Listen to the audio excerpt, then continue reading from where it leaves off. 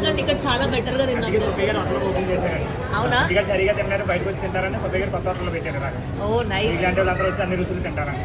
Thanks బాగుంది. ఈ రోజు నేను తిరుపతిలో ఉన్న సుబ్బయ్య గారి హోటల్ విజిట్ చేశాను. నిజంగా ఫుడ్ పెట్టి చంపేశారు అండ్ చాలా ట్రెడిషనల్ గా చాలా బాగా అనిపించింది. తప్పకుండా విజిట్ చేయాల్సిన ప్లేస్.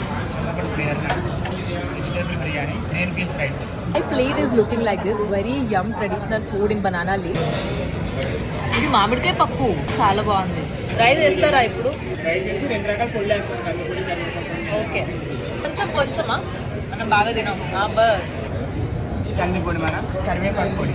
మనం గీ తినాం కదా, లైట్ గా తినాలండి. సుబ్బయ్య గారి హోటల్లో గీ తినాలండి. ఈ 3 కాంబినేషన్. ఓకే, డైరెక్ట్ గా తినాలి. ఓకే. సుబ్బయ్య గారి హోటల్లో మనకు నచ్చింది కాదు, వాళ్ళు పెట్టింది తినాలి. ఇప్పుడు నేను పచ్చిపులుసు వేసుకోవచ్చా? కర్రీస్ కంప్లీట్ చేయాలి. ఇవన్నీ కర్రీ సాంబార్, పచ్చిపులుసు, పెరుగు, 5 ఐటమ్స్. అబ్బా, మా మమ్మీ అన్న ఇన్ని స్పెషల్ పెట్టి చంపలేదు.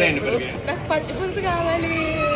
కాదు, ఇది రైస్ చాలు నాకు. అదే ఆ రైస్ అయిపోయిన తర్వాత మళ్ళీ rice sambar madam.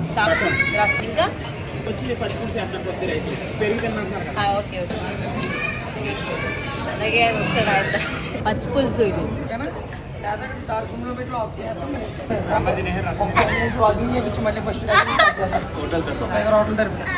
Thank you so much.